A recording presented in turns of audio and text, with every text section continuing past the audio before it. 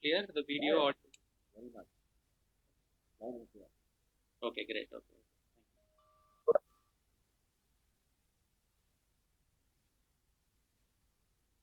So how many are expected to join today? So 22 participants have registered. Okay. And I have sent an invite to the students also. We are making the career and website. Hmm. They could also take some. Okay, fine. So maybe about 30. Yeah. Maybe.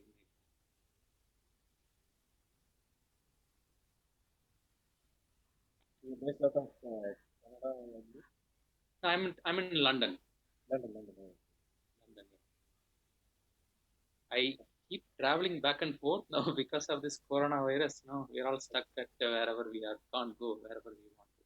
Oh, okay. So how's the situation in London? It is London city has gotten better a little bit. Okay. The overall UK, we are still getting 1,500 odd confirmed cases every single day now. It used to be 10,000, 15,000 a day. Has come down drastically. Most of the new cases are coming from northwest region, in northwest and southwest of UK. London, the peak has already passed, but you know, now the relaxations have come in, so the virus spread is seem to be increasing a little bit slowly nowadays. But the overall trend is the numbers are going down. The deaths are going down. Yesterday there were about 220 odd confirmed deaths. At the peak, it was about 1,000 a day, 1,000 plus a day, something like that. But no, now it has gone. Participants so far, I believe 11, yeah, including me. And the question goes on. Ravi, I didn't hear you. I mean, we'll start with this introduction. I think it's not wait. So people might join. People are waiting already from 5 to 10 minutes. Okay, so What do you say? we will start off. We will let people join in. Okay. So first of all, I would like to thank Ramanathan for very inspiring today and enlightening us the most digital topic, most important, and how to present ourselves digitally and how to be making a mark in the eyes of customers. So I welcome you to this third talk, Ramanathan. Thank you for making the time for us. Thank you. Just to brief about Mr. Ramanathan, his experience, Mr. Ramanathan is a founder and partner at Whizz. He has a master's in software systems from Pittsburgh and has 25 years of experience in IT and marketing. Prior to Whizz, he has worked with multinational IT firms including Cognizant and Visa. Digital Whizz has operations in India and UK. They serve a variety of industries including hospitality, entertainment, real estate, fashion, politics, NGO, and etc. And very importantly, Mr. Ramanathan is creative and is an avid reader. He reads 2 to 3 books every day. Not every day. Not every Every month, every month, sorry, every month. The latest book he read was Tips on Anything. And the books are typically from one of the following areas: marketing, sales, management, theoretical physics, physics and fiction. So good to know that you are reading and updating your knowledge in the country. We are very eager to listen to you. Over to you. Okay, yeah. So first of all, thank you for the introduction, Pradeep. No, it was great to be with OI Mysuru. In fact, that's when I met Ravi. Was I think maybe 5 years back, Ravi. I don't know how many years it's been now. It was through one of those conversations. Yeah. So what I find is these type of webinars or face-to-face discussions, it allows us to meet new people, exchange new ideas. And that would be incredibly effective to expand our knowledge, get to know new people, as well as to possibly get and okay. Now, without much further delay, let me get into the presentation. Few things are, I'm going to mute everybody, and at the end of the presentation, I'll unmute all, and you can ask whatever questions you may have. Okay, so I'm going to share my screen, and if you can just yes.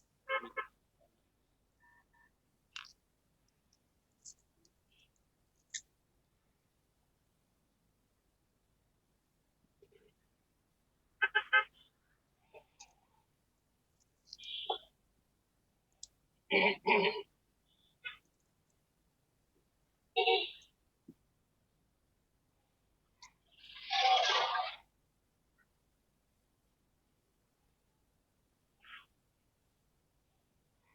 you see the screen? We can see the screen, sir. So I'm going to put everybody on.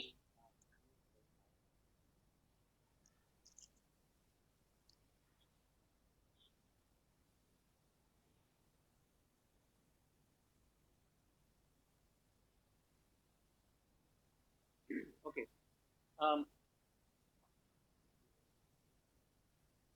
Fine. Okay. So again, so thank you again for having me. And today's session is all about around the website. What are all the things you should consider for your website? Now, the technology is changing, the consumer behavior is changing continuously, and we have to ensure that the way we reach out to our customers, it should also stay relevant as the times change. Okay. Right. Okay, so a few background. Now we are in 2020 right now. You guys know what is happening, but I'll anyway say it again. Coronavirus is there, and there's worldwide disruptions in the way we do business. The consumers have changed the way they access things as well as they interact with their business as well. A couple of points to add here are, when the restaurants are closed, or they may be allowed to give the food only through takeaway, so a person cannot walk in. So supposed to install mobile apps, and they have to interact with the with that restaurant like that. That is just one simple example. It is essentially the same for many businesses as well. So it's sort of a forced behavioral change, and it is also easier for consumers. Once they embrace the new normal, then this is how it's going to be. It's not going to come back, and it also forced businesses to react to this impact and then invent themselves. What is agreed upon by all the medical experts all around the world, or the disruptions are expected to continue. They expect the virus to come in peaks, and they don't expect it to go away anytime soon. Now, one of the latest country to get into the second wave of infection is Iran, and and in fact, US is also facing the same challenge. They had opened up the country too soon, and the virus seems to be spreading in different parts of US, wherever the relaxation have come. So essentially, we all have to get used to the new normal, the new way of doing business, and the new way of connecting with people, and so on. So that is one of the things. We all know about it, but I just wanted to set the stage so that we can discuss the other things seamlessly. Okay. Now, with this one, I just wanted to play a short video that conveys, some of the consumer trends as well as what is happening around the world on the digital space, and then we'll get into the meat of the presentation today.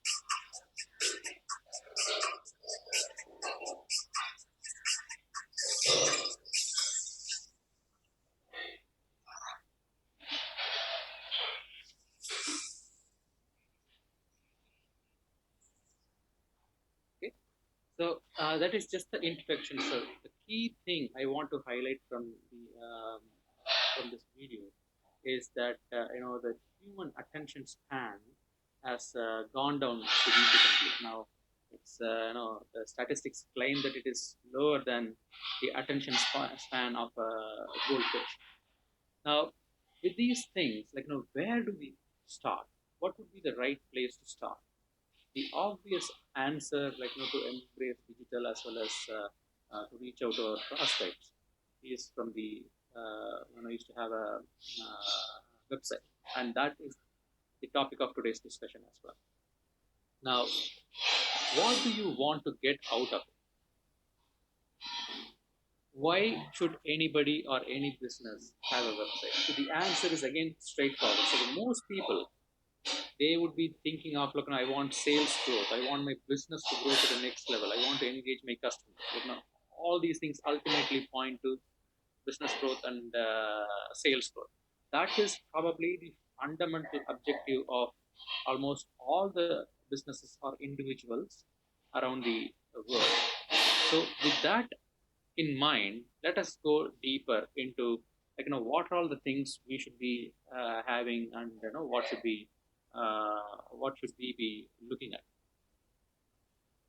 I'm going to introduce few ideas today. These are not the normal things everybody might have said. You would have heard about might have heard about design. You might have heard about user experience, all that stuff. So those are definitely required. But I'm going to go a little bit more. I'm going to approach the entire thing from the fundamental building blocks as well as science perspective, so that you can keep that in mind and then ask the right questions whenever you want to either redo your website or thinking about building a new website for you. I'm going to give a little bit more about the current statistics around the world, and I'm going to bring in the human psychology and how it impacts the way consumers make a buying decision, and which basically mean those are the areas that has to be brought into the website as well. Okay, so the major consumer trends all around the world. The first point is really, really important. When a visitor comes into a website, they jump into a conclusion, whether I like this website or don't like this website, whether I should buy it here or not, in under 50 milliseconds. So it is within a blink of an eye, they just decide do I like this or not? Do I have to engage with this one or not? This has profound impact on the way we have to think about having our website, how consumers interact with us. And we are also part of the entire thing. We don't nowadays wait for several seconds for the website to load. We lose our patience, and then we open up either Google or some other tab, and then move on to other work that we may be doing. So the first thing is how do we ensure that the site loads quickly. The second thing is 75% of the visitors make their decisions based on how attractive the website is. So the visual appeal comes into play. So again here, people just jump into a conclusion that this particular website looks professional, looks neat. I can understand. I can see what they are offering to me and what I can buy, and their trust factor goes up significantly when somebody looks at a website with a good looking design. The third thing is the mobile internet. That the traffic from a mobile device has exploded, and it is more than 80%. In fact, in India, on the home page, and if you get it wrong, then it is going to be really difficult to convert the customer within the within their browsing duration on your website. So this is the basic point that I wanted to highlight. Now, if you really think about it, number of points come out when you think the deeper meaning of it. For example, the performance of the website, how quickly the entire thing loads. The second side, naturally, the lot of previous points would come into play here. The visual appeal would play a significant role. So, what kind of websites would you be looking at? Naturally, all of us would love to look at a website that is professional in nature, that is, that has an excellent design and so on. So that is the first thing that I wanted to convey. Now, I just wanted to jump a little bit here, and then I wanted to show some websites so that you can decide which one would be would you relate to that.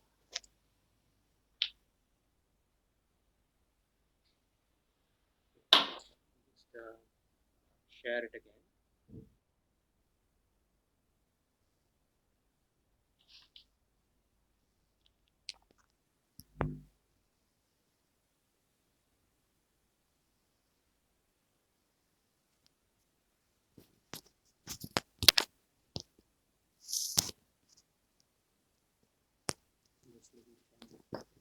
I'm going to show a couple of examples of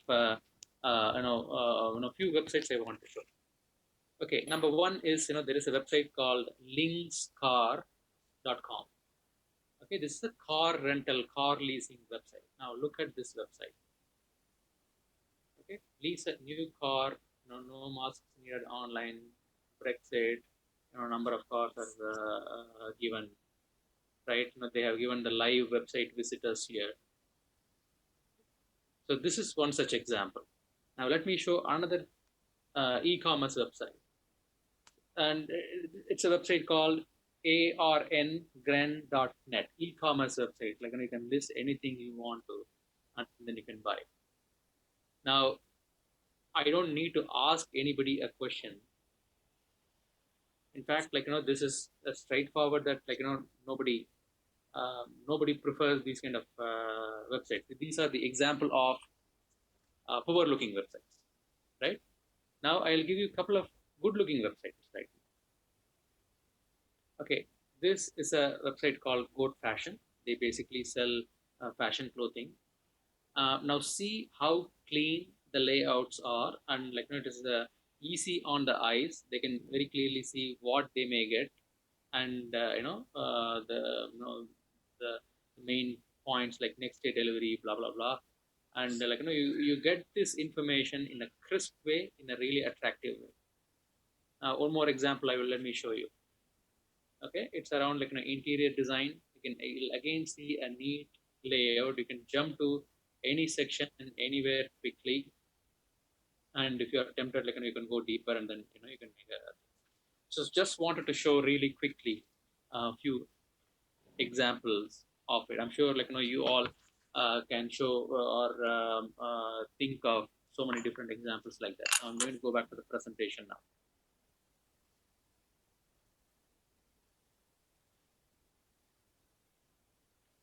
Okay, so and when we look at these kind of websites, this is where the 50 millisecond also comes into play. People jump into the conclusion very quickly.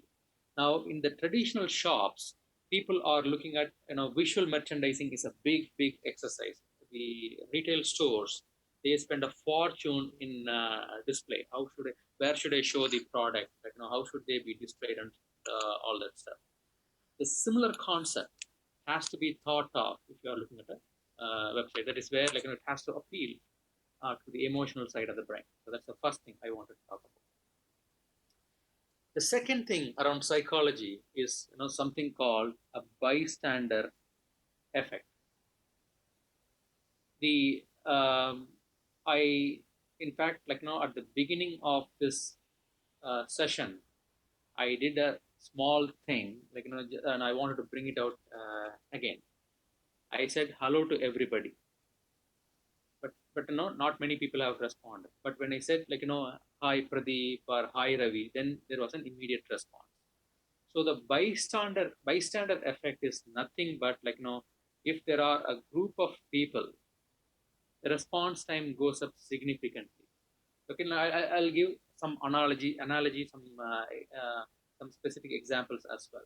This was, a lot of experiments have happened around this theory. Let us say somebody gets a heart attack, or we all run into some physical problem. What would be the ideal place to be? Should we be in a place where there are 5-6 people around us, or should we be in a place where there is only one around?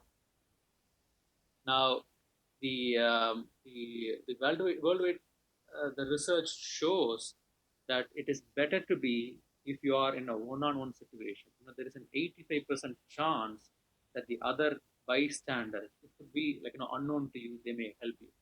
But if there are 4-5 people, the response is a lot slower.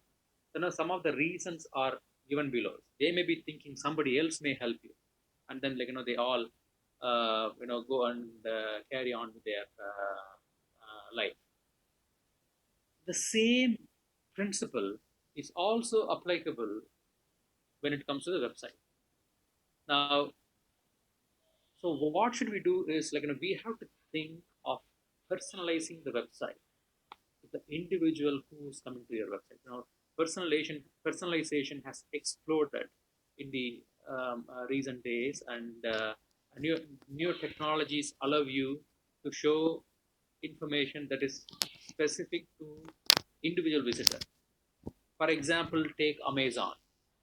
If you had bought, let us say, a sales type of book in the past, they'll try to show more recommendations around that. So the entire website would be geared towards what you had done, the specific activities you had done in the past. Using technology, etc., you can do that nowadays. I think that is one of the things I would strongly encourage. The business owners to think about, or if you are a website developer, you also have to keep that on the back of your mind. So the personalization is the second thing to consider and think of. The third thing is the power of strangers. Now, what this one says is if you show image or video or information where you show a bunch of people nobody knows, and with a brand, the purchasing decision is easier for the visitor. Now, on this particular image that I have shown you, you can see the Coca-Cola's that drink is clearly shown. None of us know those two people, and there is again plenty of experiments that has happened around that. And let us say, I think it was in the 1970s or 80s, one professor has done a research. He basically gave a water bottle to a number of people and then asked them to walk around with it.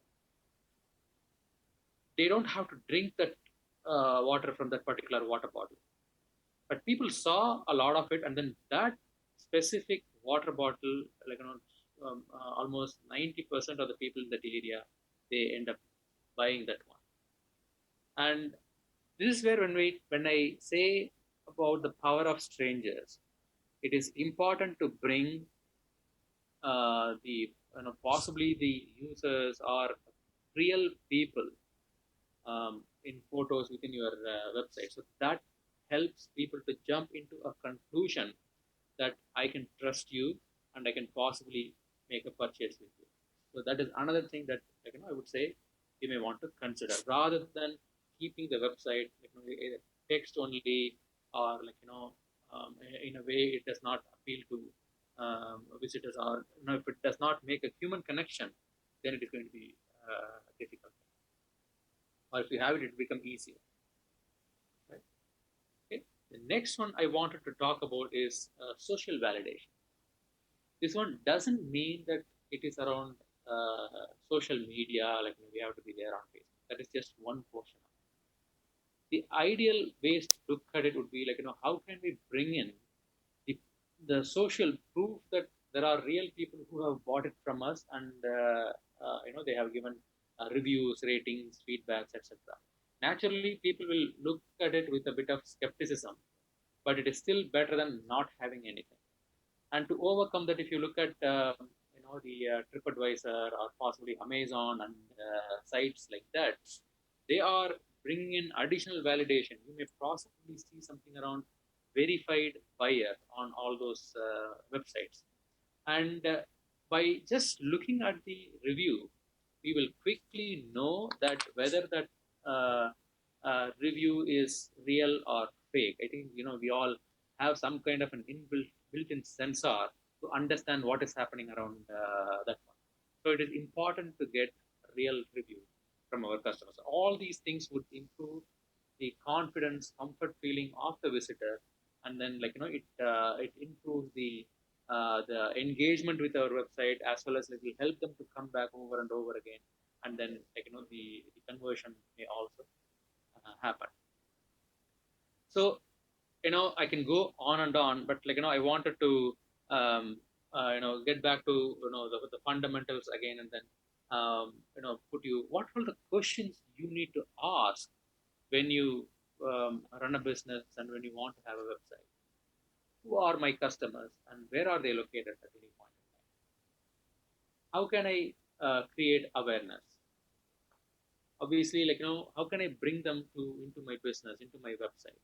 Mentioned, they also would be very, very relevant to all these things. So if these fundamentals are followed, then the chances of getting engaged with engaging your customers and getting conversions would go significantly. So to sum it up, you need to think about the design of your website, as well as the consistency of the text message that you are going to convey in there. The speed of the website, how secure your website is. They should be comfortable in coming to your website, browsing, as well as engaging with you. It has to appeal to them emotionally. You have to personalize the website wherever possible. Ultimately, it has to connect with people. The human element has to be brought into the website. Okay, so and I think that those are the basic things, fundamental things that I wanted to talk about today. And I want this session to be short. I don't want to talk about a lot of things which would go over the head. So now, I would like to open the floor for any questions, and then I'll be more than happy to um, to uh, to answer your questions. Let me just unmute.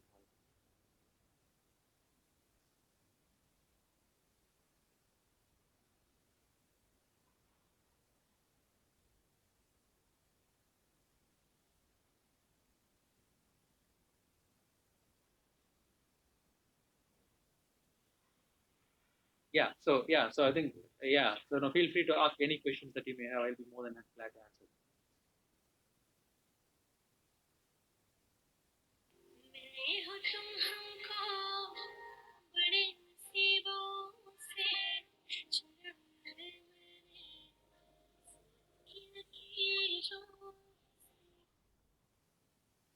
Hello ರೀ madam. ಹಾಂ ರೀ madam, ಹೇಳ್ರಿ. ಹ್ಞೂ ರೀ. Hello.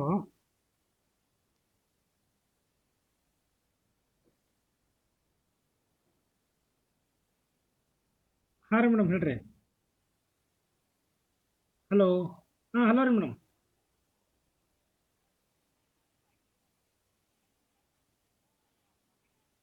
ಹ್ಞೂ ರೀ.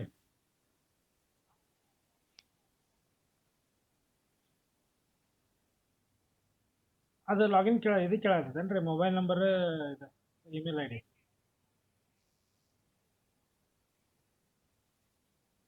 ಹೌದು ರೀ. ಸ್ಕ್ರೀನ್ಶಾಟ್ ಕಳಿಸಿ ಮೇಡಮ್, ನೋಡ್ತೀನಿ.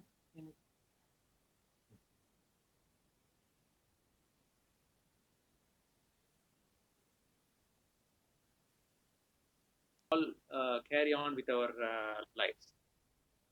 The moment we have a need, we go to Google and then search for that particular type of service or a particular type of product. And then we do our own research. We don't just rely on one particular website. So when you consider all these things, it is important to have your own website. Now you may be thinking that would Facebook and YouTube, would they all help? Yes, they all help. The constraint you would be facing would be when you have a website would be you control who is coming and how to uh,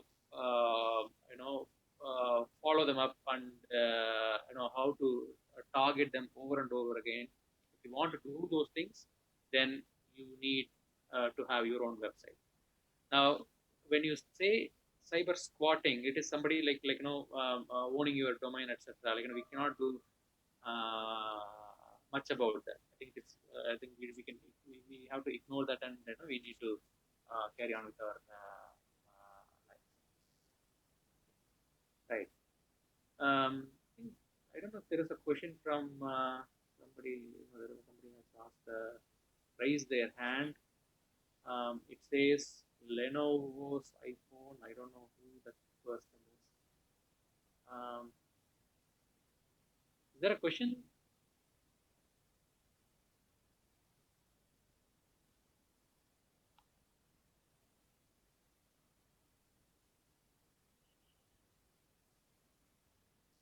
Okay.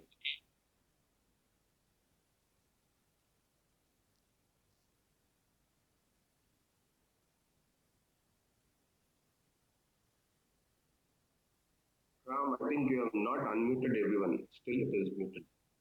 Okay. See now I'm.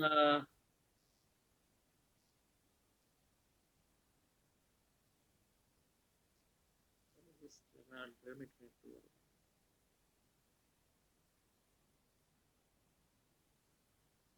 Okay, for some reason, even if I it's not allowing me to unmute everybody.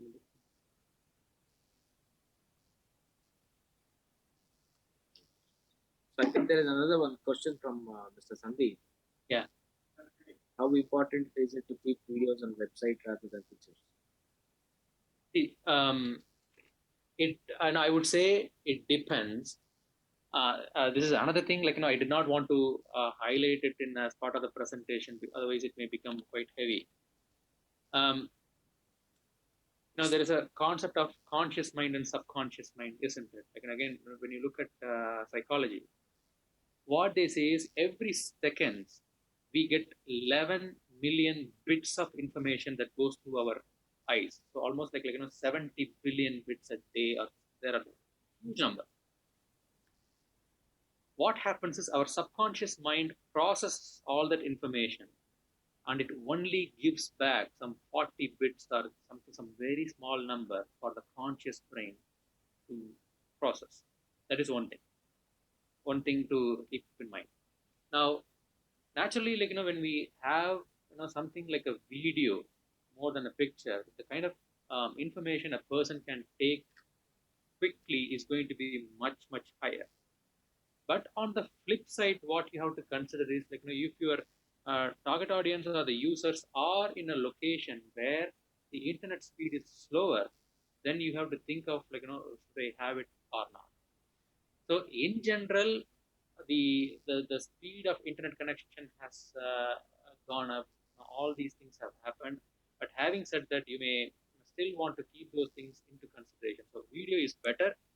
But having said that, you need to decide, is it going to be how people are going to consume it. This is where, for example, Google have rolled out a technology called accelerated mobile pages. How quickly a website should load on your website. So from that perspective, even if you have videos, you can still ensure that depending on the speed with which somebody is accessing your website, you can optimize it and show relevant information. But in general, videos are definitely better than images. Yes. Okay. So I'm reading the next question. Oh, that is Ramya. Was it okay?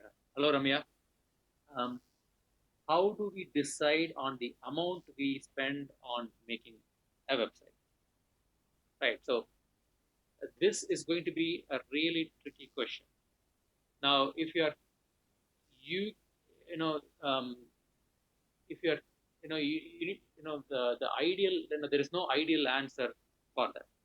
What you may have to look at is you may want to fix on a budget.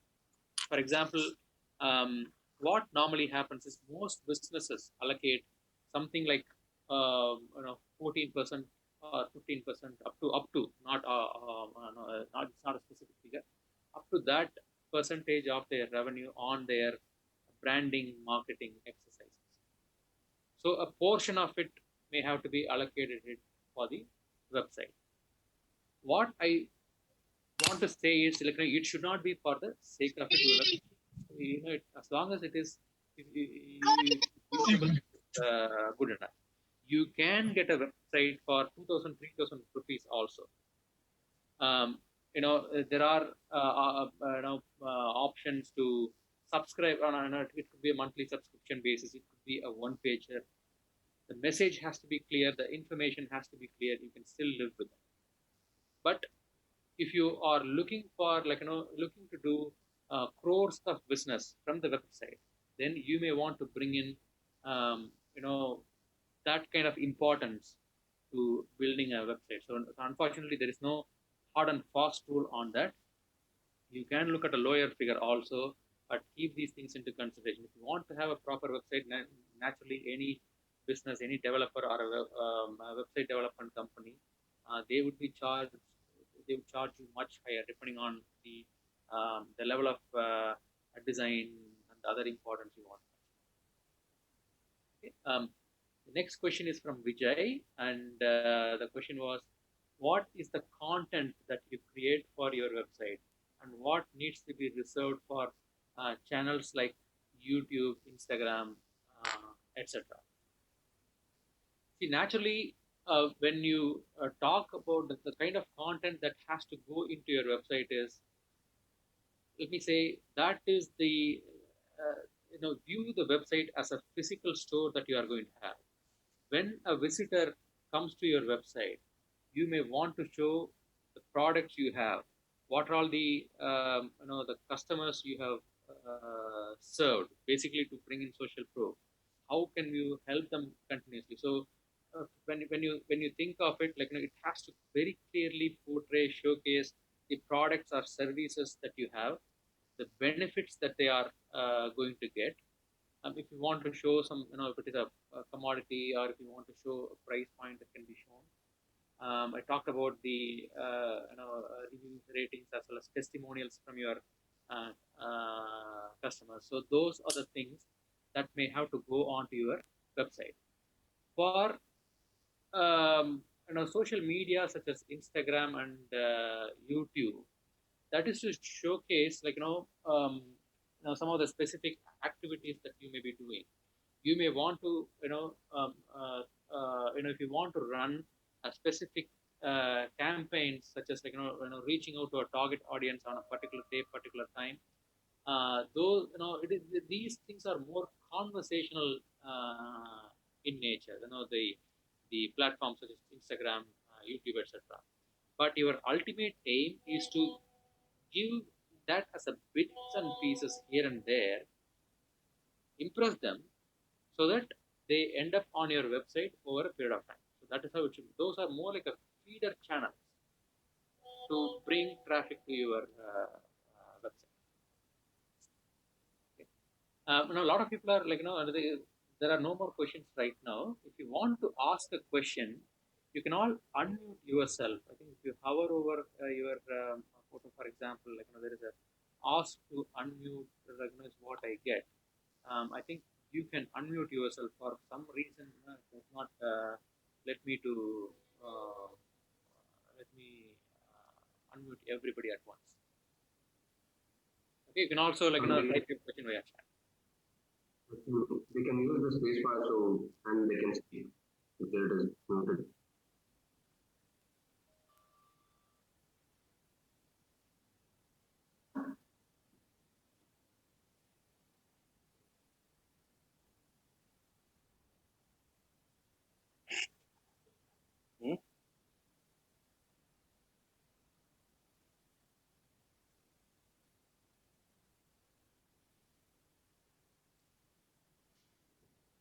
Yes. Nice. Hello. Yeah.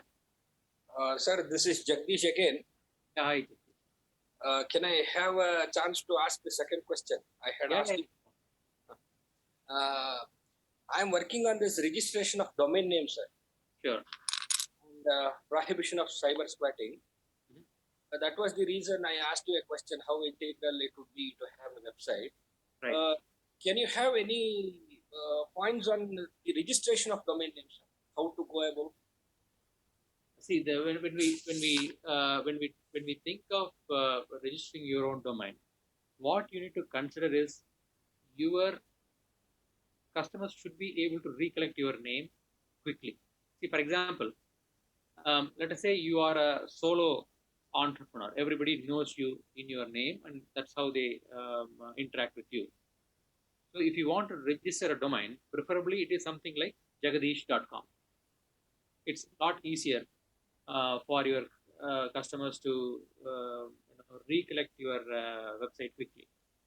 If you create something like I am Jagdish from Mysuru .com, it may be even this is a little bit simpler, but it may be make it really hard for a visitor to or your prospect to remember your website domain.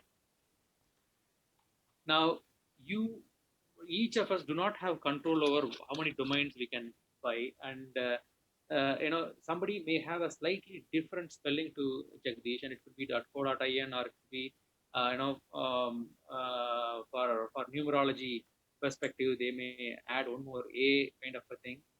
And if your consumers, as soon as they hear Jagdish, if they type it as jagadish.com, they may go to your competitor's website. So we have to be, we have to keep those things into consideration. So keep it simple. Buy the domain from a good domain registrar like GoDaddy or something like that. If somebody else already owns a domain, see, you can purchase it from them. Don't pay exorbitantly high amount of money. You can always look at dot in dot co.in and dot net kind of a thing. It is fine. You don't have to obsess around that, but if you have .com, maybe useful. Does that answer your question, or do you have any? Do you have anything else on your mind? I am working at an international perspective regarding the registration itself, sir. Right. Okay. So somebody else is having a domain, is it? Is that what you're talking about?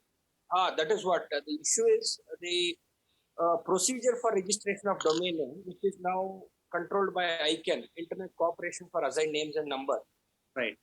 When we have .in registry for India. Yeah.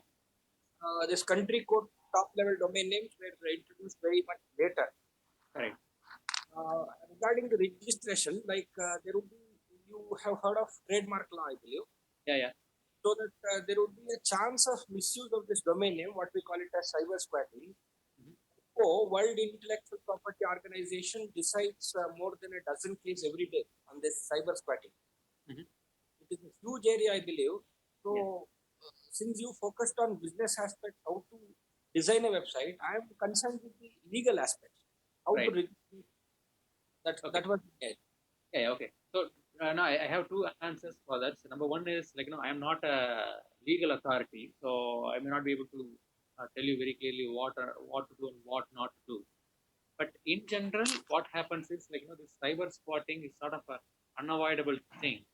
Only if you are somebody like Facebook or Google or an established company like that, then you can prove that you have a this is what you are operating, and then you can do that. Now, recently, what happened was you might have read about that in the news that in UK, Prince Harry and his wife, they decided to abandon that royal institution, and they relocated to US and Canada. They wanted to create their own brand called SussexRoyal.com.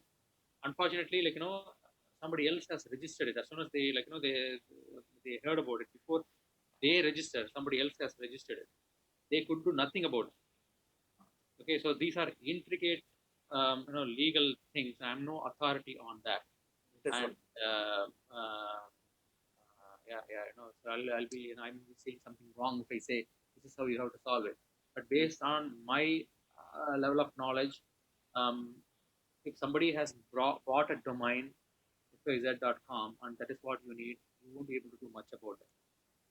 Thank you, sir. Thank you. Okay, yeah, thank you. Okay. There was another question from Lohit. How to make an educational website attractive? It may be a little tricky to answer that on this call, but essentially, the key thing that you have to brought out is you should not be building a website more from a template perspective. Oh, okay, we have this department, that department, this many students are studying, few photos of the lab. That is all, or maybe the professors we have, if we just look at it from a template perspective, then that would not be sufficient. Now, think of it as stakeholders who are all going to visit your website and how to make it important. So the most important stakeholders in this perspective are the prospective students who are going to come in. Number two, their parents. This is from the new admissions perspective. The other category of stakeholders who may come in could be the companies may want to visit your website, just to see is this a good college or institution to go to for campus interviews, for example, or maybe for if you are a I don't know, if you are a school, maybe the stakeholders may be slightly different in that scenario. How can we communicate or publish the information that are relevant for each of the stakeholders? Now, if I am a prospective student, I may be thinking, let us say I'm 16, 17, 18, I may be looking at, is the college really cool? What are the facilities that they may be having? What kind of activities that happen within the college, and so on. But as a parent, I may be thinking that, who are all coming for campus interview? If my child goes and studies there, what is this college most famous for? Which department is it? Is it press? Is it electronics? Is it mechanical, and so on? I may also be thinking, who all come for campus interview there. So how do we capture all these information? So you have to bring it out in such a way that the prospective visitor or a stakeholder can access those information clearly without much clutter. So it is not an easy answer to convey through in this call, but it has to be well thought through, well designed. If you want to consider that as an important piece of the puzzle.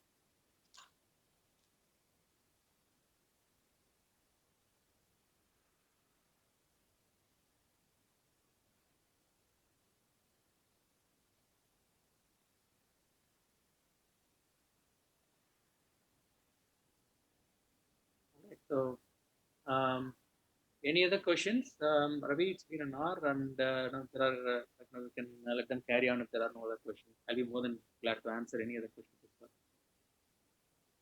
Guys, any questions or will wind up? I think we can wind up. Yeah.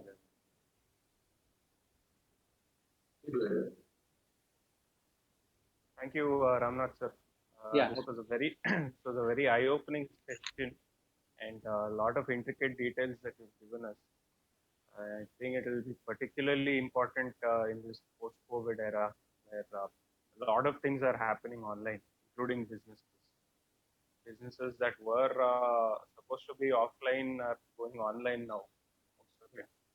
So it's given us a lot of important perspectives regarding taking a business online and how to make it more attractive. So once again, thank you so much, and thank you, Ravi, for arranging this as the speaker. Thank you so much. On behalf of Young Indians, I once again thank you, Ramanathan sir. I hope to see you around. And can we have your details so that people can reach you offline? Yeah, sure. Yeah. So, how can I? You can just drop it off in the chat window, sir. We'll pick it up. Okay, right. All right. Yeah. Let me just. Yeah.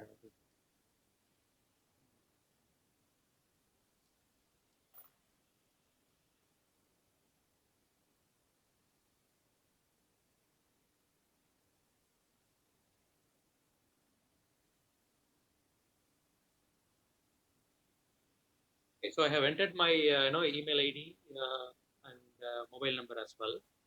All You right. can connect with me via WhatsApp or LinkedIn also. LinkedIn, it is like Ramanathan Somasundaram. You can search me there. So feel free to connect with me on any of the platforms. I'll be more than glad to clarify any question wherever I can help. Obviously. Right, sir. Thank you so much once again. Guys, please join me in thanking Ramanathan sir. It was a wonderful session. Please do reach out to him. His details are in the chat window. If you have anything, please do reach out to him. Pradeep? Thank you so much, sir. It was a great listening to you.